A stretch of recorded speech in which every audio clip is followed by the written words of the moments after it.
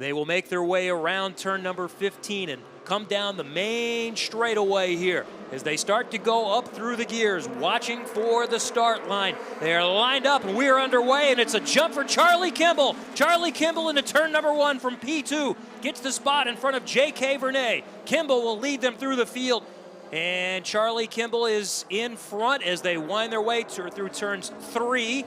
Running in second is J.K. Vernay. In third is Martin Plowman. Right behind him, picking up a position, is James Hinchcliffe. Now they start to fan out and turn another left-hander in turn number 5. It's Kimball.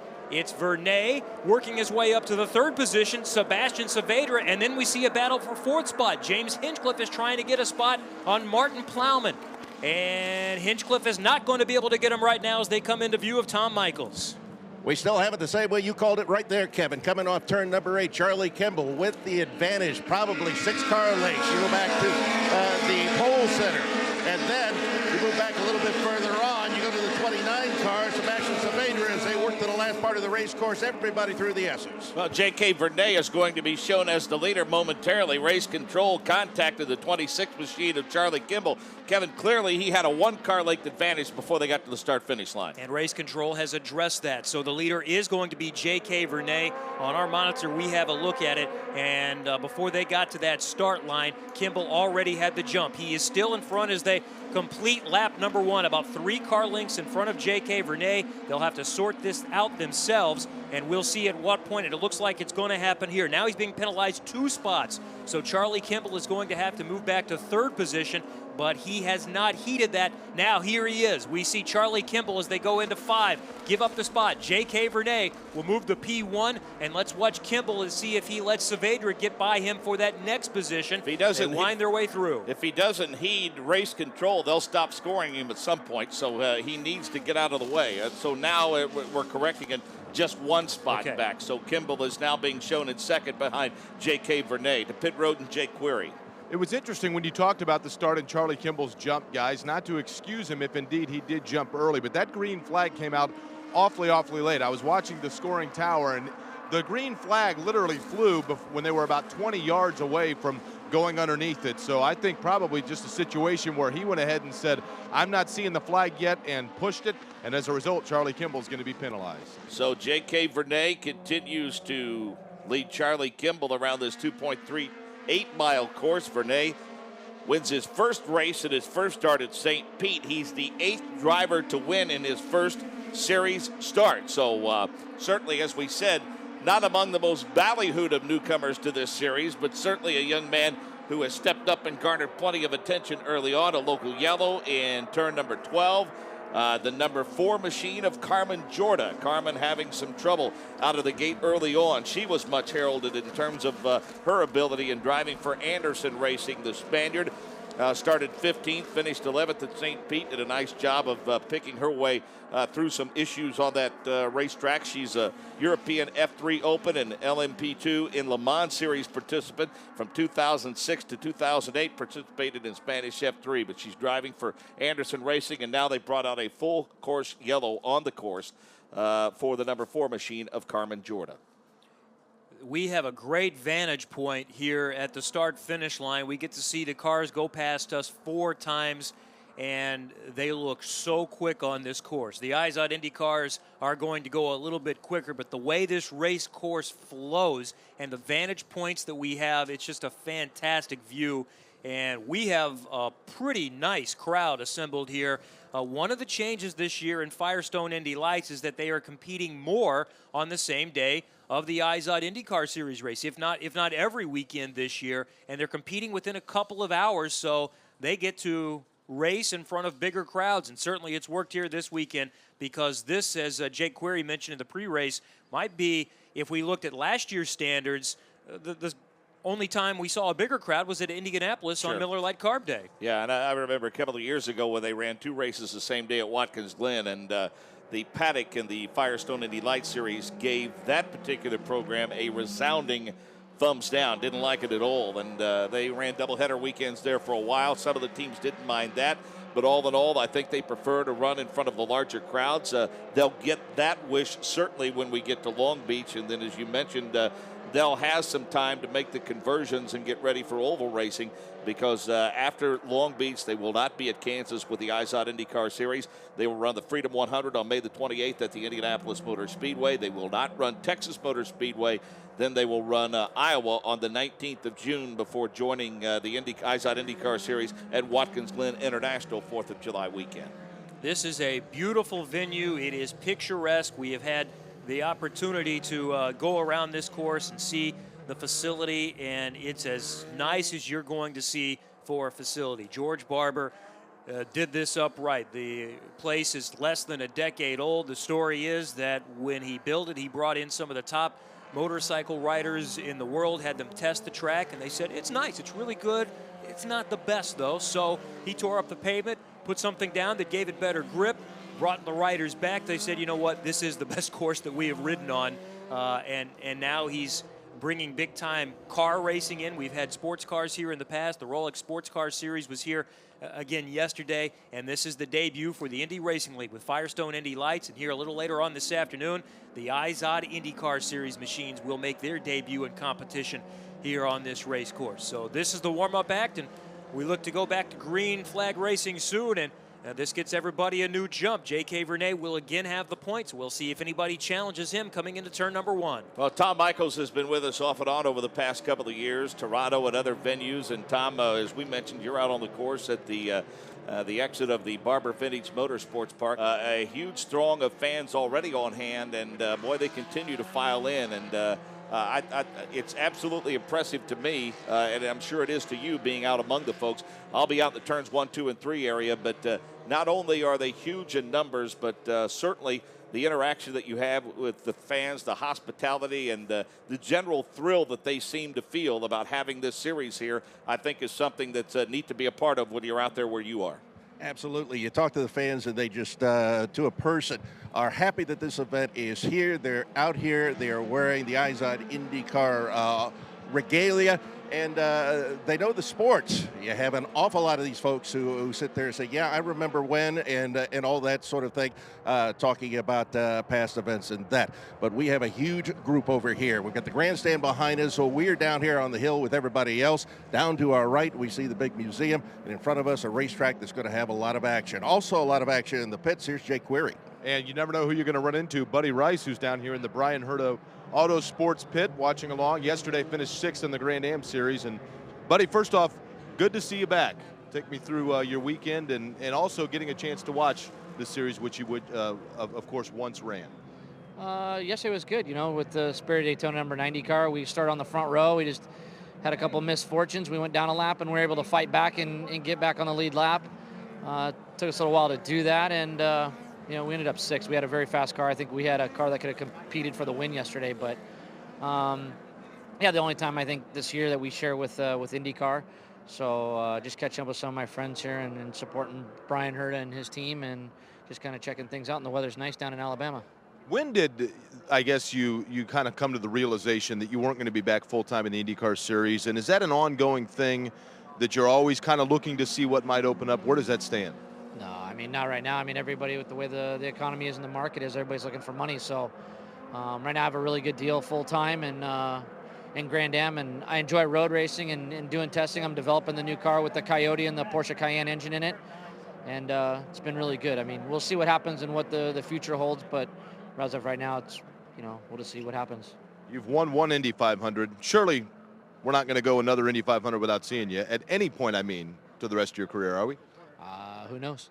Just kind of got to wait and see right now. I don't have anything for this year, and we'll just see what happens here in the future. Like I said, it's just going to depend on a lot of different circumstances that are out of my control, and just the way it is right now. All right, enjoy the rest of the race today. Thank you. All right, Buddy Rice, guys, hard to believe it's been 6 years since he took the Borg Warner Trophy and took Bobby Rahal and David Letterman to victory lane in Indianapolis. But now he sits and watches, as he said, Sebastian Saavedra and Stefan Wilson running for Brian Herta Autosport. Well, Buddy Rice is often mentioned in the same breath as Paul Tracy and a couple of other drivers. If you spend a lot of time on the blogs in terms of, I guess you put Thomas Scheckter in that category too, Kevin, of guys who appear to be on the outside looking in, that a decent number of fans would certainly like to see back in an IZOD IndyCar Series car. Certainly we can. There's always a difference circumstances, and there's financial requirements involved, and drivers, if it's close, drivers that have some link to either sponsorship or are bringing money are going to have an advantage, but you'd love to see Buddy Rice back full-time in the series. Fortunately, we are going to see Paul Tracy.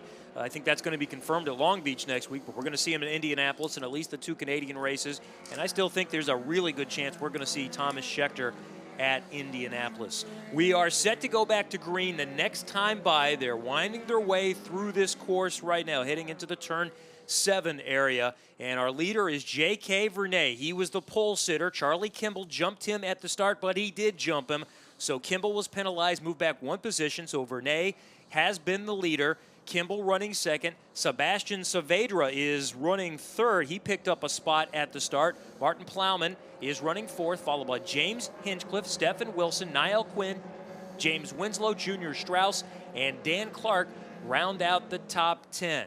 We have completed 5 laps, working on lap number 6 as they come around now, and we'll get set to go green flag racing again next time by.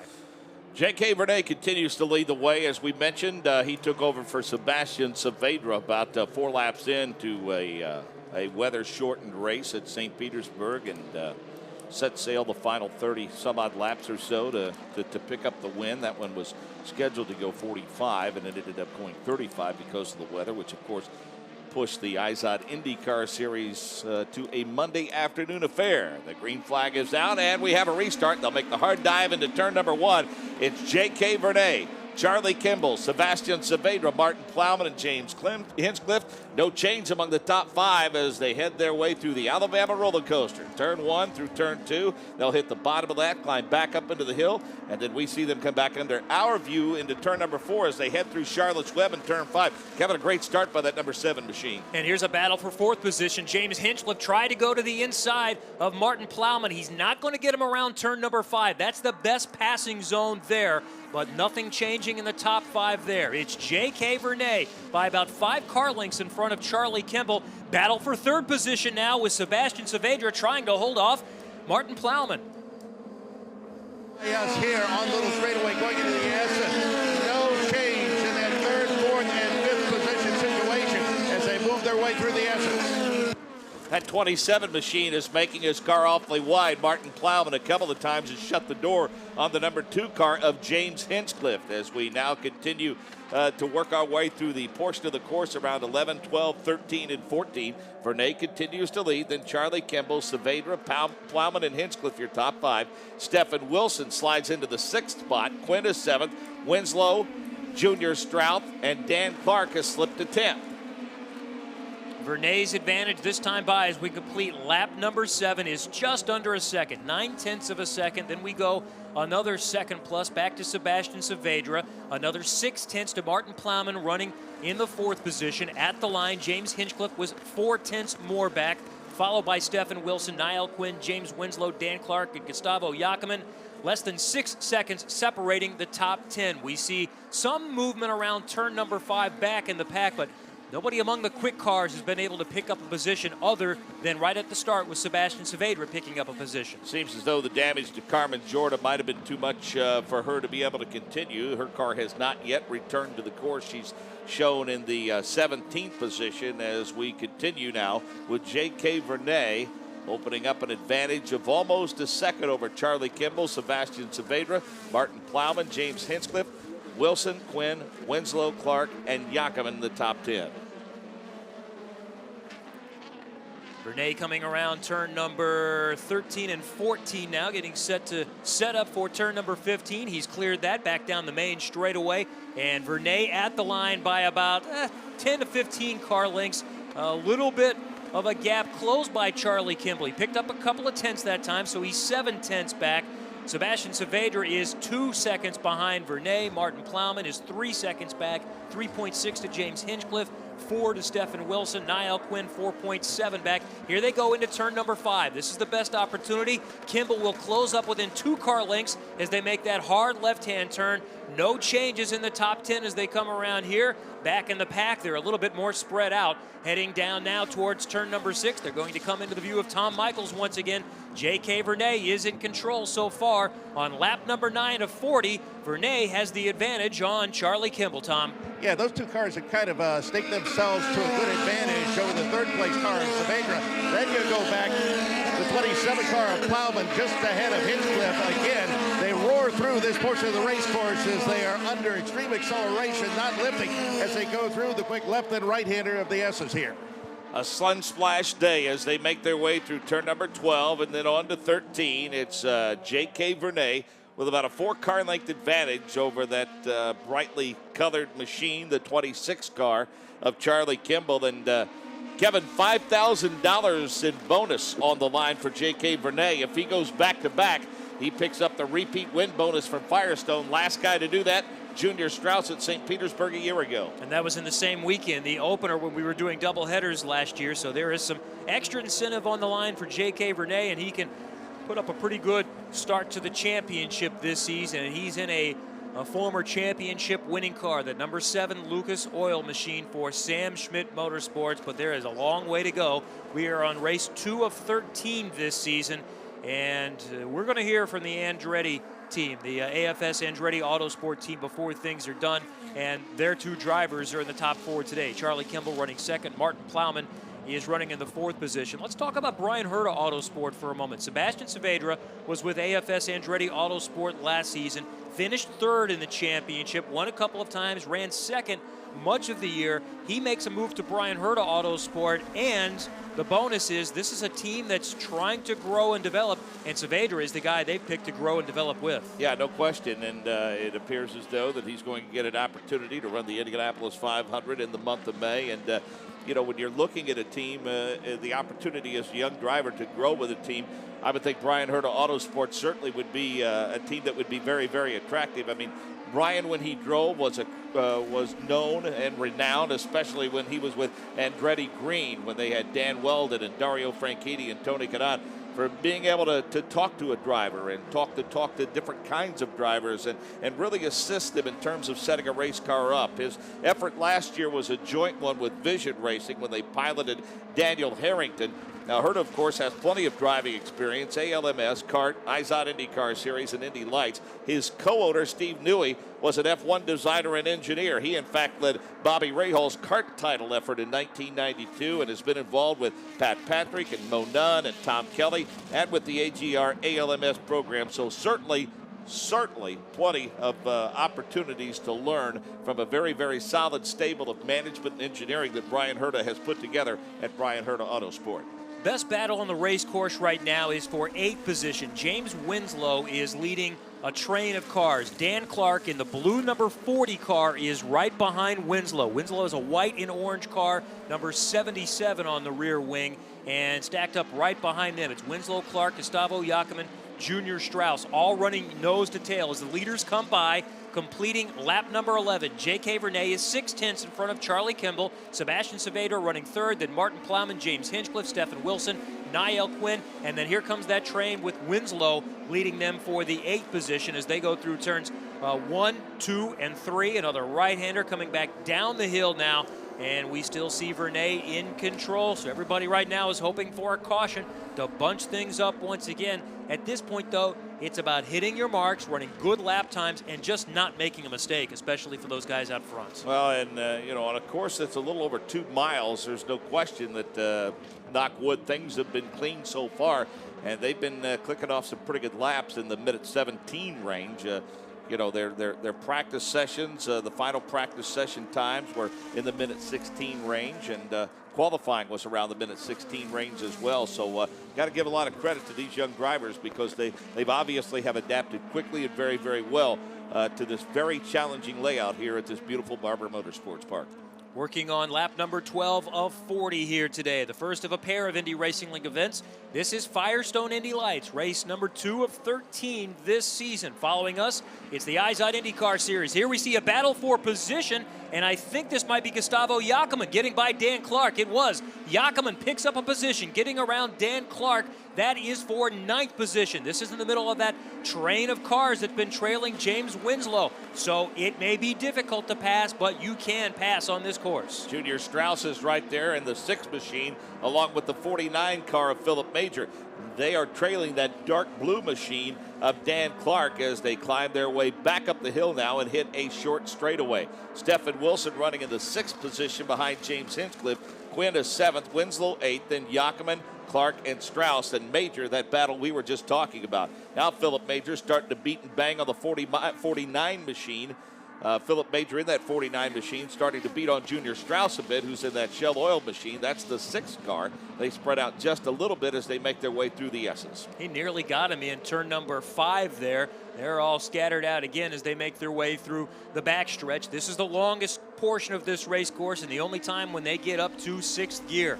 Coming around now and set to make their way back on the main straightaway. The leader is J.K. Vernay. Back to pit road. Let's hear from a former champion with Jake Query. You mentioned a former champion of this series, and of course now he's in the Eyes Out IndyCar Series. Luzo Dragon Racing is the team, and Hewlett-Packard the sponsorship.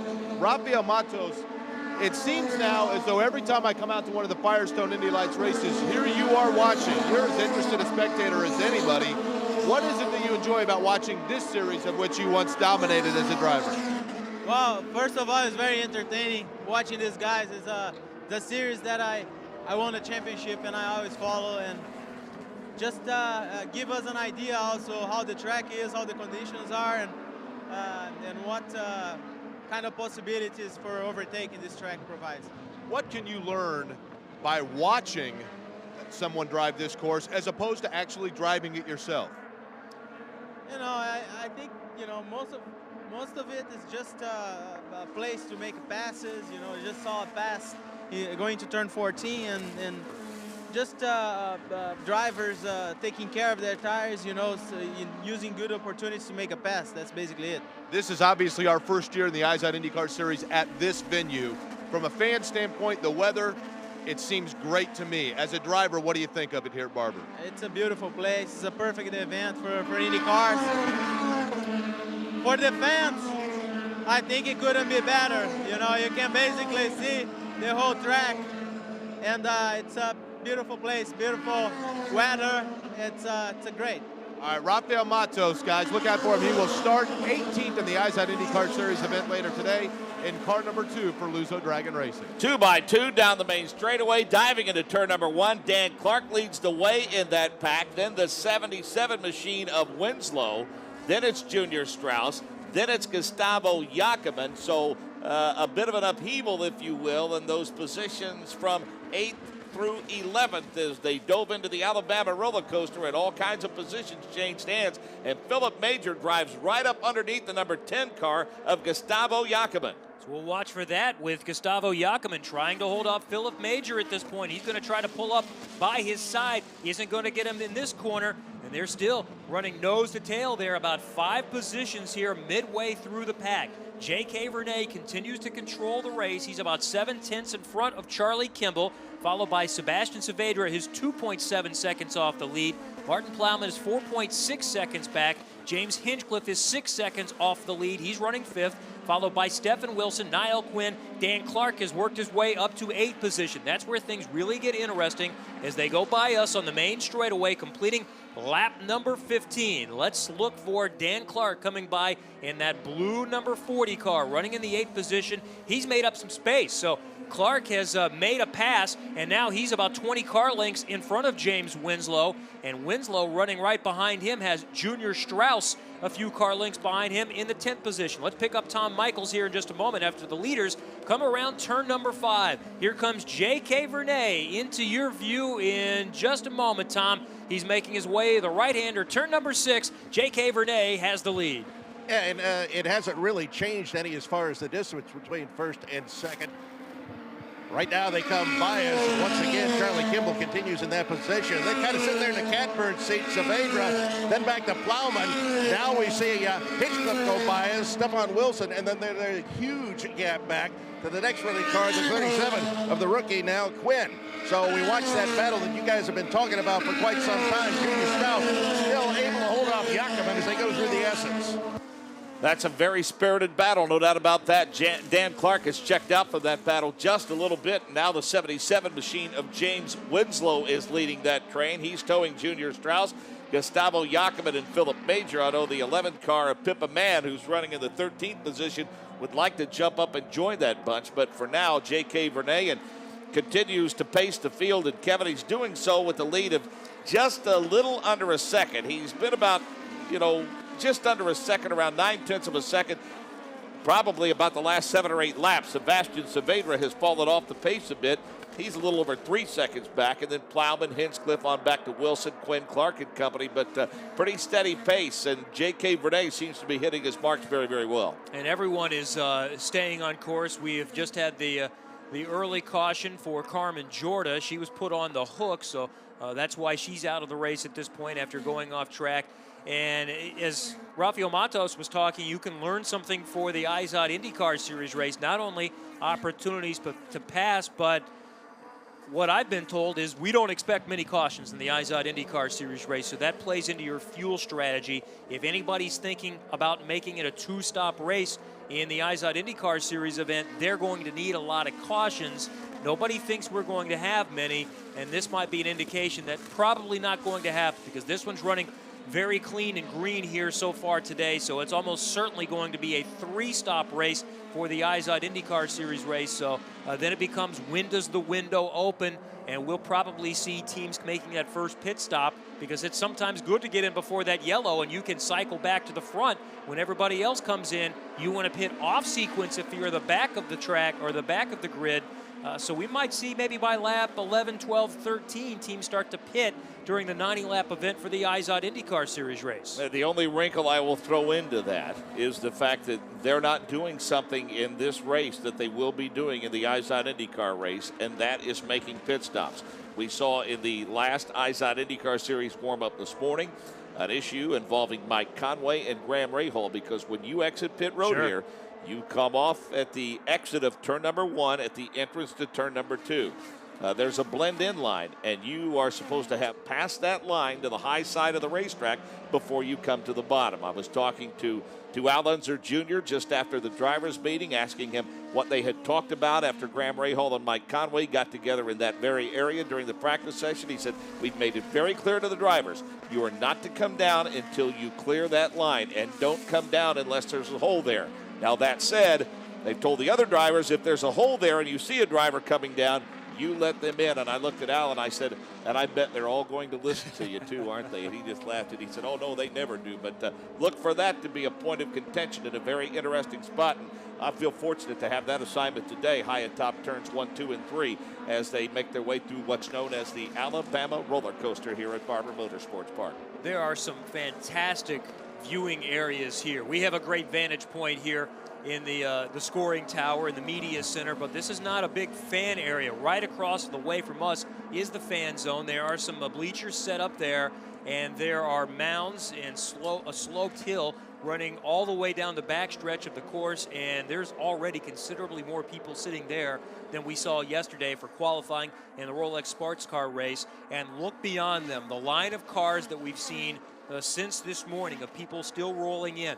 Where you'll be for the Izod IndyCar Series race, turns 1, 2, and 3. Fantastic area there with a video board and the opportunity to not only sit on a hill, but there are different levels of the hills, and it's flat in certain areas, so you can sit your lawn chair up there. There's also that area around the final portion of the race course, a big hill with another video board. There's a video board across the way, so many different areas. I have no idea how you estimate what the crowd is going to be, but the reports have been from the promoters that we're looking at 100,000 people visiting us here this weekend. So fantastic debut for Barber Motorsports Park for the Indy Racing League, the Izod IndyCar Series, and Firestone Indy Lights. As we get ready to reach the halfway point of this 40-lap event, we'll give you the full field rundown. J.K. Vernet runs in the first position. Charlie Kimball is second. Sebastian Saavedra is third. Then Martin Plowman in fourth. James Hinchcliffe, Stephen Wilson, Niall Quinn, Dan Clark, James Winslow, and Junior Strauss round out the top 10. Then Yakiman, Major, Mann, Campos, LeDuc, and Barboza 16th. In the 17th position out of the race after spinning off course on lap number 1 is Carmen Jorda. Decent battle going right now for 7th position. Dan Clark is right on the tail of Niall Quinn. Clark is in the blue number 40 car. Quinn, making his debut in this series, is running in 7th position. He is in the orange and blue car for Team PBIR, and Quinn is holding off Clark now. He's stretched it up to a couple of car lengths now. Quinn from Ireland in 2009 was an A1GP Team Ireland test and reserve driver. They were the world champions at A1GP. In 2008, formed to the Palmer Audi Autumn Trophy winner and an A1GP Team Ireland rookie. He also drove in British and German F3 in 2007, Formula BMW, and has had a tremendous amount of success in numerous levels of karting. He and Nick LeDuc from the United States, are piloting for the first time this season the Team PBIR, that's Palm Beach International Raceway cars, the 35 and 37 machines that are identically painted. And as we mentioned, Charlie Kimball, who's now in the 2nd position, drove for that team a year ago. Richard Philippe also drove for Team PBIR a year ago. Clark got a run going into turn number 5, could not get around Quinn that time. He pulled up right on the rear wing. Now Quinn will stretch it out to about 3 or 4 car lengths as they go down a longer straightaway. A right-hander in turn number 6. It's still Quinn in front by about 2 car lengths. This is a battle for 7th position. Here they come back around. They'll come in our view again, making their way and getting set up for the longest straightaway on this course. An opportunity to gain some momentum, but not a hard braking zone at the end of this stretch. Here is Clark, about 4 to 5 car lengths behind. And Dan Clark is not going to be able to get him in this portion of the race course. Quinn holds on to the position. Meanwhile, past the midpoint of the race, completing lap number 21, J.K. Vernay has stretched his lead to 1.2 seconds on Charlie Kimball. Sebastian Saavedra is 4.6 seconds back. Martin Plowman, 6.3. Hinchcliffe, 8.3 seconds back. Stephen Wilson is 11 seconds back. And here comes Quinn for that 7th position. He is 20 seconds behind, a half a second ahead of Dan Clark. J.K. Vernay trying to go back-to-back and pick that $5,000 bonus up for doing so. He, of course, made his first series start at St. Petersburg and was the 8th driver to win in his first start. There are 3 race winners, in fact. Strauss, Vernay, and Saavedra currently taking part as that race between Dan Clark and James Winslow starts to heat up. Or check that, Dan Clark and Niall Quinn. Clark makes the pass as they set up for turn number 5, the Charlotte's Web area. So he grabs that spot. Dan Clark will move up a spot and try to get in with the top 5 or 6. Driving that 40 machine, the dark blue car, makes his way around the course. That's Dan Clark, of course, Champ Car veteran. Happy to be back at open wheel racing here in the United States from England. So this is your opportunity here. It goes beyond where your finishing position is. Talent evaluators, IZOD IndyCar Series teams are going to be looking at what you can do with the opportunity presented you. And Dan Clark was able to get Niall Quinn to make a little wider berth than he wanted. Quinn got on hard on the brakes, and then Clark was able to get that position. So if you pick up a couple of positions from your starting spot in this race, you have done some good things, because it is very difficult to pass. Dan Clark started in the 11th position. Now he's worked his way up to 7th. Let's check in with Tom Michaels on the backstretch. Yeah, we've been watching that battle for a little while. Dan Clark finally getting around Quinn. Keep in mind, when Clark got around Philip Major, he just absolutely took off from the car that he had just passed. Let's watch and see what happens now, because really, I think Dan Clark's got one of the fastest cars on the racetrack right now. He is speedy at the moment.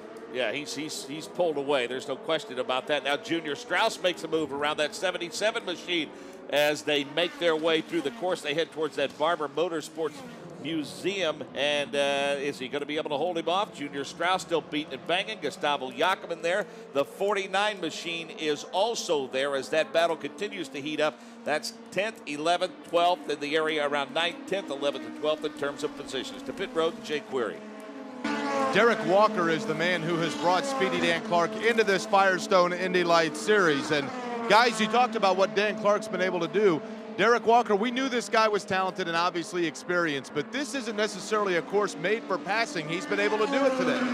No, it's very difficult, actually. It's a great track to drive, but overtaking is pretty tough. But Speedy Dan Clark has proved us wrong because he's finding places out there to pass. So full marks for Dan.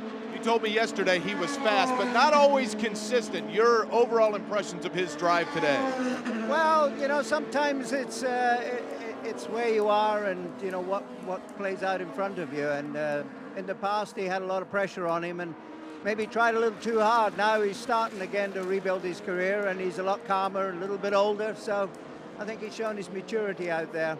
All right, he's done a great job today, guys, and Derek Walker's been busy on the radio, but he's been talking to that man up through the field. Right now, 7th is where you'd find Dan Clark. And researching and trying to get a handle on exactly what Dan Clark has been up to over the last year or so. I saw an interview dated last August of 2009 in a publication, and Dan Clark said that this was always going to be a goal of his to get back here. He said he had even had conversation with Sebastian Bourdais, and Bourdais said given the right circumstances, he wouldn't mind returning to the IZOD IndyCar Series, but he made it clear at that time that he wanted to be back here, so much so, in fact, he made the trip to Mid-Ohio last year and visited with a lot of friends, and he said a lot of fans recognized him, told him they'd love to see him back, and so here he is just a few months later back in the United States driving in the IZOD IndyCar Series, and his ultimate goal is to get out of the Firestone Indy Lights and move his way back up into the big cars. And Dan Clark is still just 26 years old, a similar age to when Dan Weldon first got his break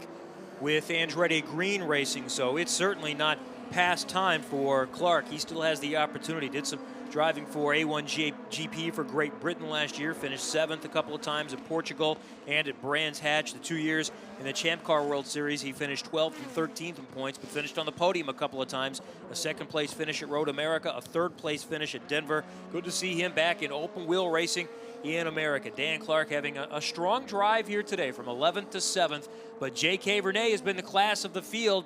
The start of this race, Charlie Kimball was deemed to have jumped the start. Now we have a car slowing across the way from us. That might be Rodrigo Barbosa. I want to get a better look at that car, but it is pulled off, and we're going to have at least a local yellow, and it is Rodrigo Barbosa in car number 18, has pulled off around the turn number 6 area. So we'll see if they can collect him or if this is going to turn into a full course caution, which to everyone but J.K. Vernay would be much welcomed. It's unfortunate that that face should be full of Rodrigo Barbosa. He had a pretty good day at St. Petersburg. His 9th place finish for PDM was his career best. He was 15th in points in the Firestone Indy Lights, as that's now brought out a full course caution. His best finish a year ago was 10th at Chicagoland. He was a regional SCCA Formula Atlantics participant. In 05 to 06, he participated in Formula Renault. So certainly he has paid his dues in terms of coming up through various forms of open wheel racing and ladder series, but struggles today for the likable Brazilian driving for PDM in that number 18 machine, talking about Rodrigo Barbosa. Full course caution, lap number 26 of 40 here at Barber Motorsports Park near Birmingham, Alabama. J.K. Vernay is the leader. Attention Indy Downforce and IndyCar Nation members, your code word for the Firestone Indy Lights race from Barber Motorsports Park is SPIDER. Please go to your IndyCar Nation homepage and click on the Earn Points section and then enter the secret word under the radio portion and you will receive 400 points. The code word is SPIDER. Thanks for listening to live coverage of the Firestone Indy Lights race from Barber Motorsports Park. Jake Query is on pit road. Tom Michaels is on the backstretch with Jake Query. I'm Kevin Lee, and SPIDER is the code word because of much of the decoration and the art we see around this course. Apparently, George Barber was told when he was building this property that this land is so infested with insects, you are wasting your time. He brought in the best exterminators, essentially, to take care of that. So that's kind of his na-na-na-na-na, that we're not dealing with an issue. And I've not seen any issue with insects here over the weekend. But if you're watching the video board, you can get a look at one of those decoration pieces. Some of the best artists in the world. We see a spider at one point in the course that has eaten a person over there. So plenty of fans, but no insects. No insects. We do have a great, massive crowd that is assembled here today. To pit road and Jake Query.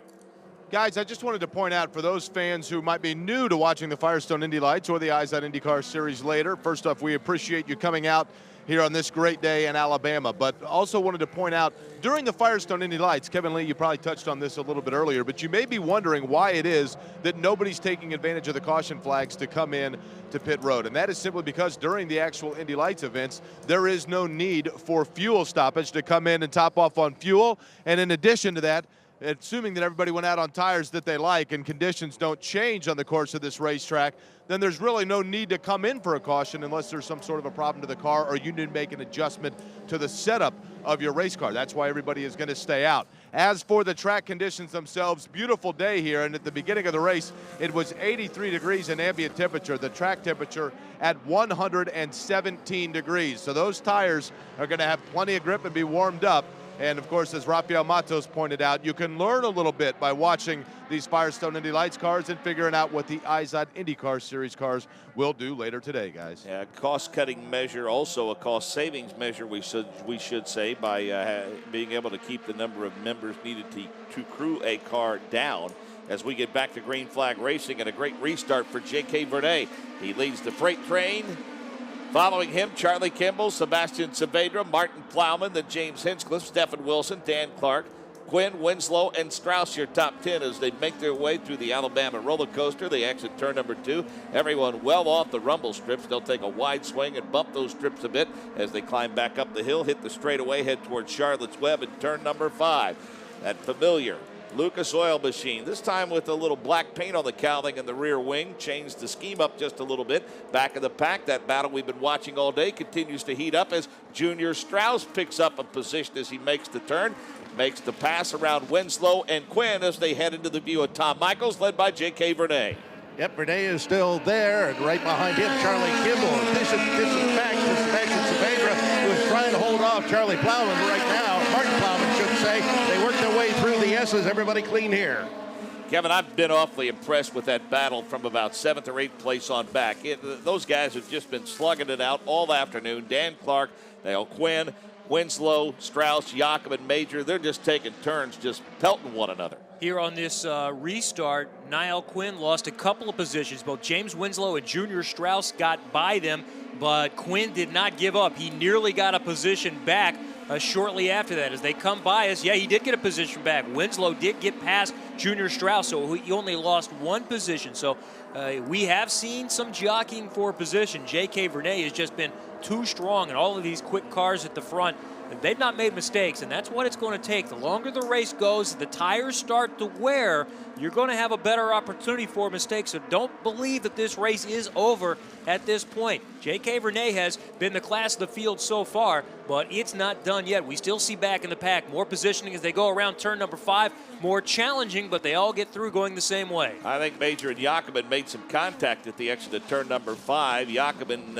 brake checked him a little bit. Major may have bumped him in the rear suspension, but no harm, no foul as they make their way again to the exit through turn number 4 and start to head toward that straightaway. And cars continue to line up and stack up in that positioning 8, 9, 10, 11, and 12. Dan Clark has been able to distance himself a bit in that battle mid-pack.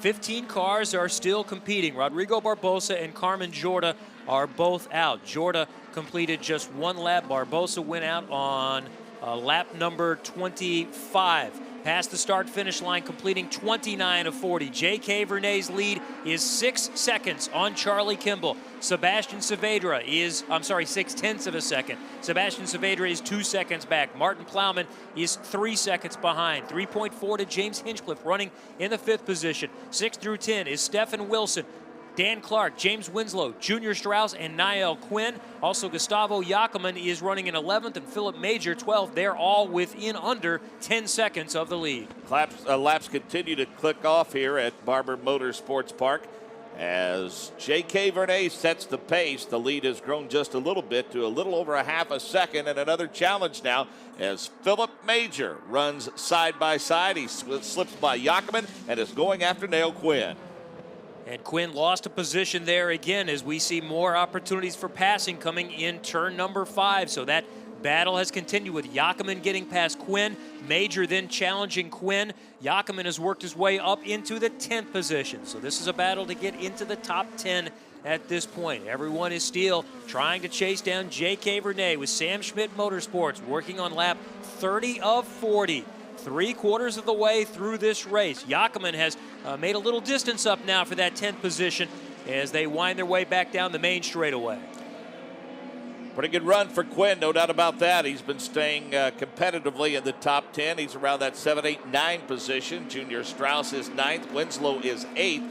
Now Jackman works his way around Quinn as they run through the timing and scoring loop, and we see a replay now of a pretty nice battle between that 37 and that 10. And as I told you, the 49 machine of Philip Major looked like he made a little contact with the rear suspension of Gustavo Jackman. He was able to climb into the binders to keep it from turning into a melee and wad up a bunch of race cars. And boy, 4 or 5 cars together at the exit of 5, Kevin. Whoa, Pippa Mann got on it and then forced Adrian Campos off course. He was going to run up on the rear end of Pippa Mann. He is able to stay on course, but he got off track just a little bit. But everybody gets through here. Mann was running in that pack. She's running in 13th position. She was trying to make a move up on Philip Major, but ran it a little bit too deep into turn number 5. Niall Quinn, Niall Quinn is still leading that pack. That's for 11th position, followed by Major, Mann, Campos, and Nick LeDuc. So this is the back of the field, but this is a development series. There's still something to be gained through this battle right here to gain experience and also get some people to think highly of your skills. Team Moore has to be awfully happy so far. I mean, Adrian Campos Jr., I know he's running in 14th, but his teammate, those are the yellow and white cars, the number 2 machine of James Hinchcliffe, running in the 5th position. And Kevin, within a half a lap of the first lap of St. Petersburg, both of those cars were headed to the paddock. A much different fate has befallen them today. Campos is getting some valuable seat time, and Hinchcliffe is putting together a solid top 5 effort. You know, and one thing that's notable for James Hinchcliffe, who is running very comparable speeds to the top 4, he's running in 5th position. I know he felt like last week's result as we watch another battle going down here, and we nearly see contact with Philip Major trying to get around Niall Quinn, and then we see Pippa Mann with a run, and Pippa Mann is going to be able to grab a position on Gustavo Jackman, I think, as they head down into turn number 6. This is side-by-side racing on the inside. That is, that's Nick LeDuc who worked his way up to that position, and LeDuc is going to hold off Pippa Mann there. What I was talking about with Hinchcliffe, because of the bad result last week when he was taken out in turn number 1, he does not have an advantageous pit location here this weekend. So he's way back in the field, whereas J.K. Vernay is in stall number 1. In qualifying yesterday, we had a late caution. It was a 45-minute qualifying session, so it's a timed session. We had time for 1 or 2 more flying laps. When Hinchcliffe went back out for that final session, he had been P2 going into that final lap or 2. The pit position, he was in the middle of traffic and did not get a clean lap, so he dropped from P2 to P5. Vernay had a clean lap, no traffic in front of him. He was already P1, but bettered his time with 2 more hot laps. Well, the 37 machine of Niall Quinn was headed toward a top 10, and we see the replay now. He clearly moved down on the 49 machine when the 49 machine had beaten him to the spot in turn 5. Race control, Tony Kottman and company did not like the way that looked at all. So it looks like his opportunity now for a top 10 is going to evaporate as Quinn was ordered to make a drive through to pit road for blocking. That'll slip him back in the pack, and that will allow Major and company to move on. And we see the 77 machine of James Winslow also making its way onto pit road, and he's going to pull into his pit box and get to the attention of his crew. They're looking around the front of the car, and maybe he felt a tire going down or some problems with the tire pressure. So the 77 machine of James Winslow is now out of contention and on pit road. It's a front nose cone or front wing issue, so they are going to change the front wing.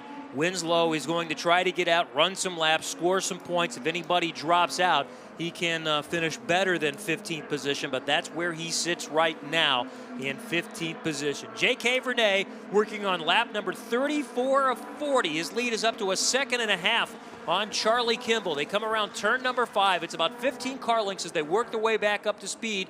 And Kimball is running all by his lonesome in P number 2. Sebastian Saavedra in P3 is about 15 car lengths in front of Martin Plowman. And they're pretty equidistant after that. From Plowman to James Hinchcliffe, Stephen Wilson, Dan Clark, Junior Strauss, and Gustavo Jacobin rounding out the top 10. Philip Major, I should say, rounding out the top 10. He led 30 laps at St. Petersburg, and technically we'll go wire to wire here because, again, while Charlie Kimball took off when the green flag fell, race control felt that he had an unfair advantage of the start-finish line and ordered him to move back behind J.K. Vernet, and you thought that might set up a pretty good battle, but on the restart, Kimball had nothing for J.K. Vernet, and he has quickly worked it up to an advantage of 1.5 seconds. Jay Query? Just to confirm what went on there with James Winslow when he came in, Kevin Lee, you were right. They did change the front nose on the car. It's because he had damage to the front left wing. That's because he had a runoff in turn number 3, and just enough damage to that front left. They wanted to go in, and as Mark, you said, play it safe and try to get any points you can out of this and salvage the day. But he did have a pretty noticeable chunk taken out of that front left wing, guys. Race coming up on the 50-minute mark, and they're coming very, very close, Kevin, to the opportunity to complete this 40-lap race in less than 1 hour as we continue to work lap 35 now with Vernet in command, then Charlie Kimball, Sebastian Saavedra, Martin Plowman, James Hinchcliffe. A good ride for Stephen Wilson. Dan Clark is 7th, Junior Strauss is 8th. Another good run for the 10 machine of Gustavo Jacobin, and Philip Major rounds out the top 10. Just 2 cautions early on for Carmen Jorda, later on for Rodrigo Barbosa. Otherwise, this one has moved along quickly. A fast flowing race course here near Birmingham, Alabama, the first of a pair of Indy Racing League events here today. This is Firestone Indy Lights, the development series, the top ladder of the ladder system and the road to Indy before cars get to the IZOD IndyCar Series and the Indianapolis 500. We have USF 2000 and Star Mazda, the first 2 rungs on the ladder system, starting at 15 and 16 years old. Drivers in this series must be at least 18 years old, and they range currently from 18 to 29 years old. So these are all up-and-coming development drivers with an eye on the IZOD IndyCar Series, and we have seen better movement and transition from this series to the IZOD IndyCar Series in the last few years. We have Alex Lloyd, a former champion, competing here today. Jay Howard we will see in several races this season driving for Sarah Fisher. You've also got Rafael Matos, who is in this series. Marco Andretti has competed in Firestone Indy Lights. He'll be here again this weekend. Alex Lloyd, I mentioned, and Hideki Muto is someone who was a runner-up in the series just a few years ago. And Mario Romancini had a strong rookie season last year in this series. All you will see in the IZOD IndyCar Series later today. We're driving in this series very recently. Talking about that, the Indy Grand Prix of Alabama at Barber Motorsports Park is set for this afternoon. 3 Eastern, you can join us. It's 90 laps. 214.2 miles. You can join us on the Indianapolis Motor Speedway Radio Network, XM Channel 145, and Sirius 211. Mike King, Davey Hamilton will be in the booth. Jake Query and Kevin Lee will be on pit road along with Michael Young.